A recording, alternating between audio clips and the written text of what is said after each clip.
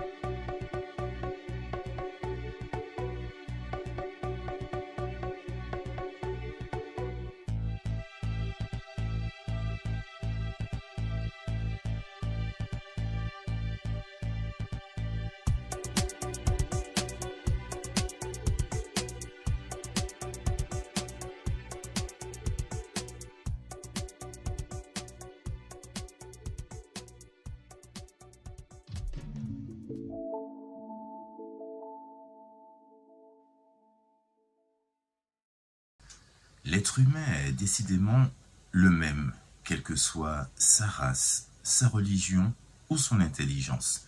Beaucoup d'entre nous font comme tout le monde. On doit prier, on est un peu fatigué et on prie rapidement pour vite retrouver son lit. C'est comme dirait ma mère, une prière express.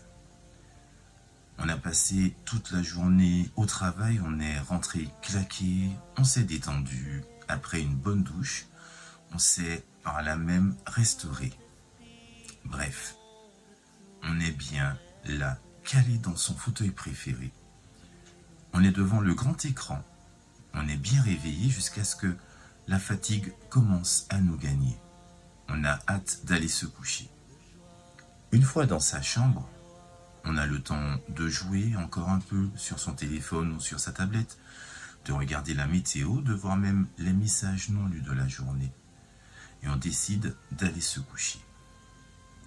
On est enfin prêt à prier pour ceux qui ne se sont pas déjà effondrés dans un lourd sommeil, sans avoir pris la peine de se protéger. Pour les plus résistants, c'est bon. On est en phase, on se lance, les mains jointes et soudain, une fatigue épouvantable. On se met à bâiller, à verser des larmes tellement une immense fatigue nous envahit. Cependant, on commence à prier et là, c'est la débâcle.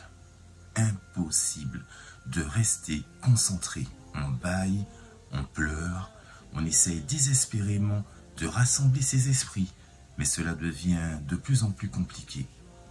Impossible de visualiser un instant de paix et de quiétude. La vision est brouillée.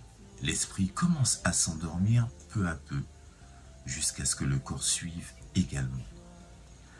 On est trop fatigué pour continuer à prier. Mes amis, ce sont les assauts du malin qui essayent de nous détourner de ce moment de prière, car il n'aime pas que l'on se protège, ni que l'on ait le temps de confesser ses péchés avant de s'endormir. Et on sait que c'est important de s'endormir en ayant remis son esprit, son âme à son Créateur. Une fois endormi, et donc sans protection, le malin a une opportunité de nous nuire. Et n'oublions que c'est toujours dans l'obscurité que le mal tisse l'étoile de ses actes. Endormis, nous sommes facilement exposés et sans la protection de Dieu, nous pouvons nous retrouver dans des situations dépassant notre compréhension, comme quoi c'est risqué de ne pas remettre sa vie entre les mains de Dieu, car tout peut se jouer en une nuit. Si on examine les quelques minutes avant notre décision d'aller nous coucher, nous étions encore alertes et capables de tenir debout. Mais une fois que nous avons décidé d'aller nous coucher, une fatigue nous tombe dessus sans crier garde. Toutes les fois que nous décidons de nous rapprocher de notre Créateur, le malin mettra tout en œuvre pour nous y empêcher. Il arrive même des fois qu'en pleine communication avec notre Seigneur, des images immorales, des pensées ou même des souvenirs jadis oubliés viennent nous perturber et des fois finissent par nous obliger à couper court à notre prière. Dans la Bible, mes amis, j'ai découvert que Dieu parle justement de ce problème et qu'il avait déjà répondu à la question que je me posais. Et j'ai été assez troublé. Voilà ce que Dieu nous demande de faire quand cela nous arrive justement. C'est vrai que j'avais tendance à m'énerver contre moi-même et à me dire que si je n'arrive même pas à me concentrer tranquillement pendant ma prière ou pendant ma communion avec Dieu, cela prouvait que je n'étais pas digne de cette relation avec lui, ou encore si j'arrivais à me laisser perturber pendant ma prière par l'ennemi, c'est qu'il se passait en moi quelque chose qui n'allait pas. Cependant, dans 2 Corinthiens 12, verset 9, Dieu nous répond directement. Et il m'a dit, ma grâce te suffit car ma puissance s'accomplit dans la faiblesse. Je me glorifierai donc plus volontiers de mes faiblesses, afin que la puissance du Christ repose sur moi. Maintenant, quand cela m'arrive, je souris, car je sais que le malin essaye de tout mettre en place pour m'empêcher librement de communiquer avec mon Créateur. Je sais également que je suis assez proche de mon Sauveur et Seigneur. N'oubliez pas que la vie chrétienne n'est ni simple, ni facile, car s'il y a facilité, c'est que nous ne sommes pas assez proches de Dieu. Si le malin nous laisse tranquilles, c'est qu'il sait très bien que nous n'évoluons pas sur les traces du Christ. Voyant que nous ne sommes pas proches de Dieu, nous ne sommes donc pas un risque. À l'inverse, s'il trouve que nous ne nous adonnons pas au plaisir et au péché, c'est là que toute son attention est sur nous. Il essaiera par maintes manipulations ou maintes pressions de nous faire perdre le contrôle et le lien que nous avons avec Dieu. Son seul but dès lors sera de nous faire dérailler une fois que le mal réussit et nous laisse tranquilles, car nous sommes redescendus d'un niveau spirituel. En redescendant un peu, nous ne brillons plus comme avant. Il peut à nouveau nous tenter, nous soumettre des choix qui semblent lumineux, et c'est à ce moment que nous chutons et finissons par perdre la foi. Quand nous prions, nous prenons aussi l'habitude de demander à Dieu ce dont nous avons besoin, en insistant sur le fait que peut-être qu'il nous a oubliés ou qu'il ne veut pas nous répondre. Mes amis, Dieu répond toujours à nos demandes. Il répond toujours à nos supplications. Mais l'interprétation même de ces réponses n'est pas celle que nous attendions. Je m'explique. Dieu est notre Créateur, notre guide, notre Père et notre chef. Avant notre venue sur terre, notre vie était déjà toute tracée. Toute notre destinée était comme un livre ouvert ou comme un film, et Dieu savait déjà l'issue de notre vie, de nos choix. Cependant, il nous a laissé le libre arbitre justement pour voir ce que nous allons choisir et comment nous déciderons d'avancer dans le chemin que nous avons choisi. Il demeurera cependant auprès de nous et nous observera tout au long de notre vie, sans jamais s'immiscer dans quoi que ce soit, sans notre consentement. Nous avons tout à gagner en restant auprès de Dieu. En plus de nous observer, si nous sommes assez proches de lui, il interviendra même en notre faveur pour nous améliorer notre vie ou nous protéger. Et cela sans même que nous soyons au courant.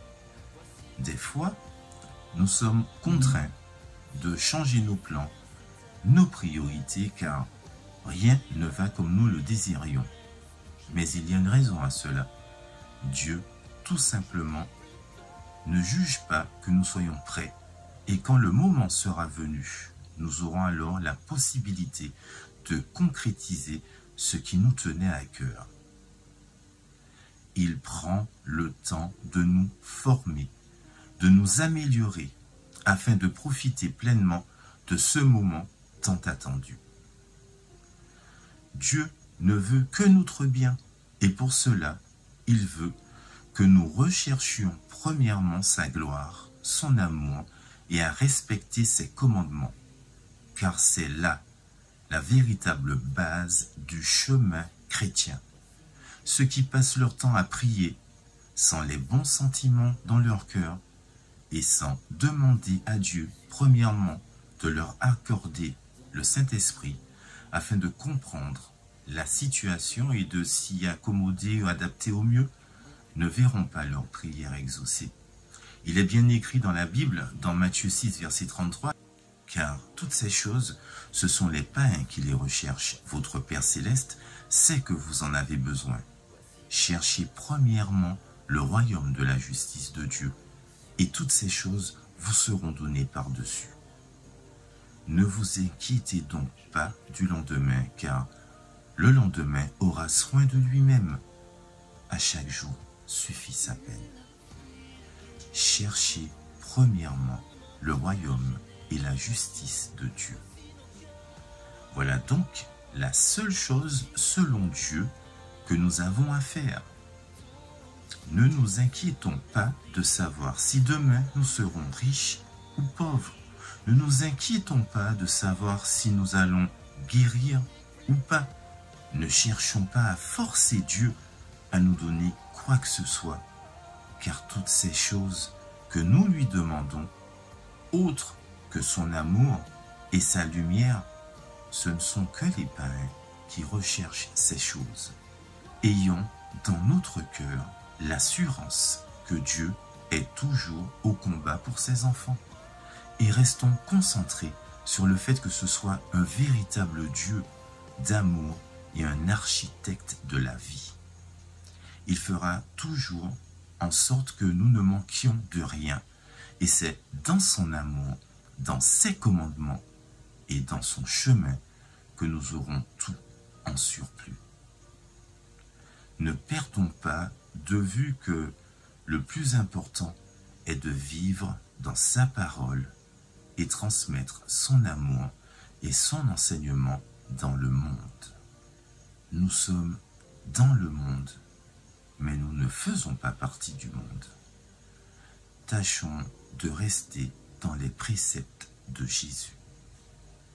Et quand viendra le temps où nous serons attaqués de toutes parts par le malin, tâchons de trouver la force de résister, car c'est dans ce genre de lutte que nous sommes assurés de gagner la couronne de vie. Après tout, Dieu ne nous a-t-il pas donné le pouvoir sur le malin? Dans Marc 3, versets 14 à 15, il en établit 12 pour les avoir avec lui et pour les envoyer prêcher avec le pouvoir de chasser les démons. Ou dans Matthieu 10, verset 1, puis ayant appelé ses 12 disciples, il leur donna le pouvoir de chasser les esprits impurs et de guérir toute maladie et toute infirmité. N'oublions pas que Satan, au départ, a été créé par Dieu. C'est Dieu qui l'avait établi comme ange suprême et ensuite il fut chassé du ciel par l'archange Michael et ses anges. Satan n'a même pas été créé à l'image de Dieu, et en fait, il n'est même pas plus puissant que nous, les enfants de Dieu. C'est un ancien ange qui a gardé ses pouvoirs d'ange, mais rien de plus. Il est menteur, manipulateur, mais ne peut rien contre nous, car nous lui sommes supérieurs. Jaloux de l'amour que notre Créateur nous porte, il a décidé de tout faire pour décimer les humains, par vengeance uniquement.